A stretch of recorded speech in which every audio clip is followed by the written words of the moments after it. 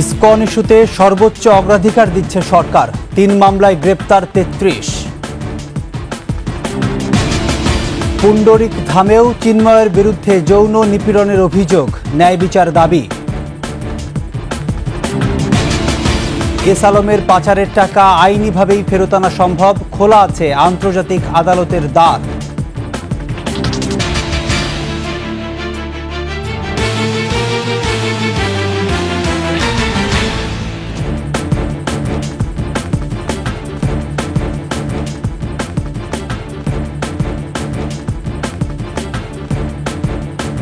শুনছিলেন সংবাদ শিরোনাম।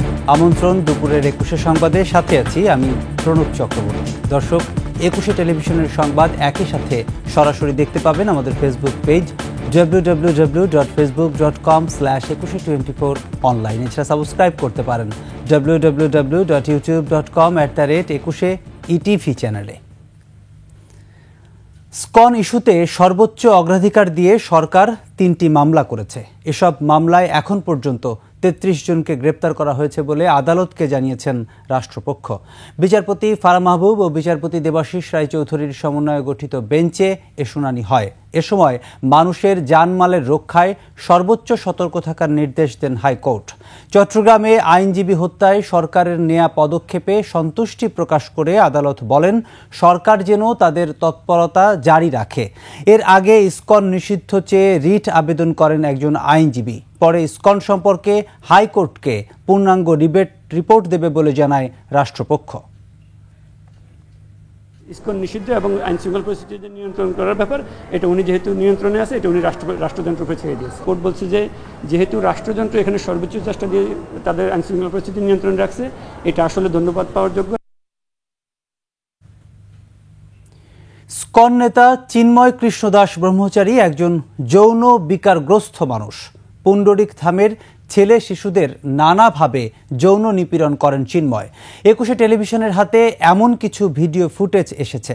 সঞ্জয় অধিকারীর রিপোর্ট। বাংলাদেশের গৌরব গাথা বিপন্ন হবে এই রকম কথা বলে মৌলবাদীরা এই অসাম্প্রদায়িক চরিত্রের প্রতিষ্ঠান ইসকনের ভাবমূর্তিকে ক্ষুণ্ণ করার প্রয়াস করছে। কিন্তু এটা শুভ সূচনা নয়, এটা অত্যন্ত দুর্দান্ত এবং অশুভ সূচনা। তার কারণ কি? ইসকন যে আন্দোলন করছে বাংলাদেশ সরকারের বিরুদ্ধে নয়, ইসকন যে আন্দোলন করছে শেখ হাসিনার সরকারকে শক্তিশালী করার জন্য। ইসকন নেতা ও পুণ্ডরিক ধামের অধ্যক্ষ চিন্ময় কৃষ্ণ দাস ব্রহ্মচারী একজন যৌন বিকারগ্রস্ত মানুষ। পুণ্ডরিক ধামের ছেলে শিশুদের তিনি নানাভাবে যৌন নিপীড়ন করেন। সম্প্রতি ২১শে টেলিভিশনের হাতে এমন কিছু ভিডিও ফুটেজ এসেছে। কিছুদিনের মধ্যে পদ্মমন থাকতে থাকতে উনি আমাকে মেসেজ করতে রাখতো রাতকে হলে, তো আমি যাইতাম, কিন্তু এই বিষয়গুলো আমি কাউকে জানাই। উনি একজন ধামের অধ্যক্ষ, হয়তো অসুস্থ হতে পারে, আমাকে সেজন্য মেসেজ রাখতো, আমি করতে যাইতাম। তো চিন্ময় প্রভু আমাকে ভিডিওতে দেখা যায় এসব শিক্ষার্থীকে বিভিন্ন সময় নানা ছলে রুমে ডেকে নিয়ে যৌন নিপীড়ন করেন চিন্ময় ব্রহ্মচারী। এরকম করতে করতে অনেকদিন মেসেজ করতাম। হঠাৎ আরেকদিন আমাকে ডেকেছে, বাট আমি যাইনি বিদায় তখন থেকে সে আমার উপর খুব রেগে আছে। হ্যাঁ, চিন্ময় প্রভু আমার খুব রেগে আছে, আমি কেন যাচ্ছি না। এর মধ্যেই দেখি অনেক ধরনের সমস্যা, এই যে গুরুকুলের বাচ্চাদের উপর যে নির্যাতনগুলো হচ্ছে, হ্যাঁ, জঘন্যতম অপরাধ। কিন্তু এগুলো সমস্যাগুলো, এই যে গুরুকুলের এতগুলো ছেলে, নিউ ছেলে, অনেক ছোট ছোট ছেলে, এদের উপরে যে এত নির্যাতনগুলো হচ্ছে, হ্যাঁ, এগুলো ধামের কোনো। শিশুদের যৌন নিপীড়নের দায়ে ২০২৩ সালে একবার তার উপর সাময়িক বিধিনিষেধও দেয় যুক্তরাজ্যে অবস্থিত ISKCON international child protection office. এমন একটা চিঠি ২১শে টেলিভিশনের হাতে এসেছে। ২০২৩ সালের ৬ অক্টোবর ইস্যু করা ইসকন ইন্টারন্যাশনাল চাইল্ড প্রোটেকশন অফিসের ওই চিঠিতে শিশু নিপীড়নের অপরাধে তার উপর সাময়িক বিধিনিষেধের পাশাপাশি কিছু সময়ের জন্য কীর্তন করতেও বিধিনিষেধ আরোপ করা হয়। তাকে শিক্ষাদানেও বিরত থাকতে বলা হয়।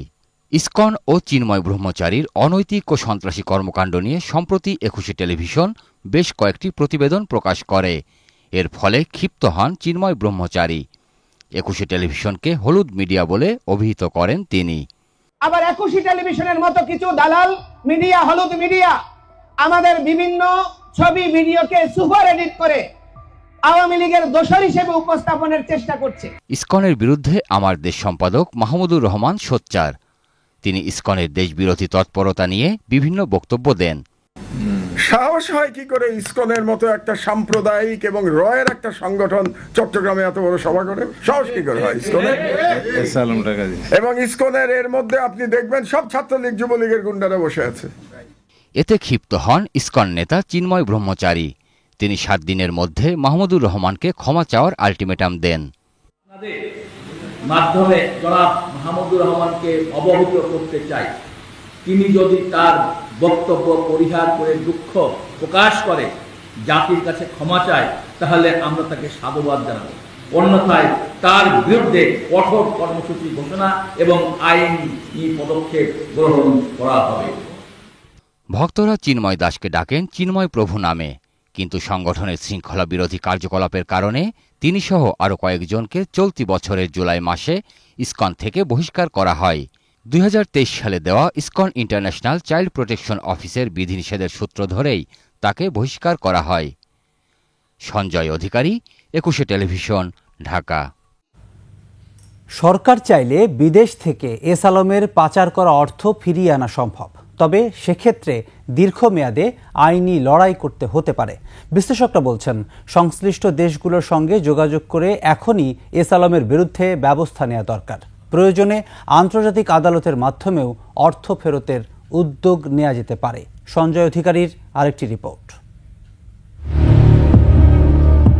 বিগত হাসিনা সরকারের মদদে দেশ থেকে প্রায় 1.5 লাখ কোটি টাকা পাচার করেছে সাইফুল ইসলাম মাসুদ ওরফে এস আলম। পাচার করা এই অর্থের বেশিরভাগই বিভিন্ন ব্যাংক দখলের মাধ্যমে সংগ্রহ করা হয়েছিল। সুযোগ বুঝে বাংলাদেশের নাগরিকত্ব ছেড়ে সিঙ্গাপুরের নাগরিকত্ব নেওয়া এই ব্যাংক লুটেরা এস আলম পাচার করা অর্থ বিনিয়োগ করেছেন ইউরোপ, আমেরিকা ও মধ্যপ্রাচ্যের বিভিন্ন দেশে। সংশ্লিষ্টরা বলছেন, এস আলম যে অর্থ পাচার করেছে আইনি প্রক্রিয়ার মাধ্যমে তা ফেরত আনা সম্ভব, তবে এজন্য সরকারকে কঠোর হতে হবে। আমাদের দেশের সরকারের আদালতের রায় পাওয়া সাপেক্ষে তারাও যাচাই বাছাই করবে যে আসলে তাদের কোন ব্যাংকে কত টাকা গিয়েছে। সেই টাকা উপাত্ত সংগ্রহ করে তারাও তাদের আদালতে মামলা করবে। ওই আদালতের তারা যদি তারা রায় পায় যে হ্যাঁ পাচারকৃত অর্থ সঠিক, দেশে ফেরত দেওয়া হবে, তখনই কেবল সম্ভব। কিন্তু এটা পাওয়া একটা দীর্ঘমেয়াদী এবং জটিল প্রক্রিয়া। পরিমাণে খুব বেশি না হলেও এর আগে পাচার করা অর্থ ফেরত আনার নজির বাংলাদেশে রয়েছে উল্লেখ করে তারা বলছেন, সংশ্লিষ্ট দেশের সঙ্গে আলোচনার মাধ্যমে অর্থ ফেরত আনা যাবে। এটা আমাদের স্বরাষ্ট্র মন্ত্রণালয়ের মাধ্যমেই যে দেশে পাচার হয়েছে সেই দেশের সরকারের সাথে সমঝোতার মাধ্যমেই, আইনগত প্রক্রিয়ার মাধ্যমেই আমরা টাকাটা ফেরত আনতে পারি। বিষয়টি সময় সাপেক্ষ ও জটিল হলেও অপরাধীকে শাস্তির আওতায় আনতে সরকারকে আন্তরিক হওয়া উচিত বলেও মত তাদের। টাকা আনার জন্য বিভিন্ন দেশের সাথে চুক্তি লাগে। বাংলাদেশ ব্যাংকের মাধ্যমে আমাদের যে ফিনান্সিয়াল ইন্টেলিজেন্স আছে, তারা এটা আমরা পত্রপত্রিকায় দেখছি, তারা অলরেডি যোগাযোগ করতেছে। এক্ষেত্রে প্রয়োজনে আন্তর্জাতিক আদালতে যাওয়ারও সুযোগ রয়েছে বলে জানান তারা। বিচারের সম্মুখীন হবে, বিচারে যাই হোক। সঞ্জয় অধিকারী, 21 টেলিভিশন, ঢাকা। এর সাথে শেষ করছি দুপুরের 21 সংবাদ। যাবার আগে সংবাদ শিরোনামগুলো আরও একবার। স্পন ইস্যুতে সর্বোচ্চ অগ্রাধিকার দিচ্ছে সরকার, 3 মামলায় গ্রেপ্তার 33।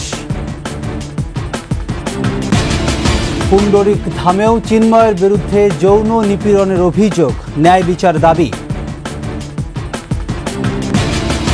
এস আলমের পাচারের টাকা আইনিভাবেই ফেরত আনা সম্ভব, খোলা আছে আন্তর্জাতিক আদালতের দ্বার।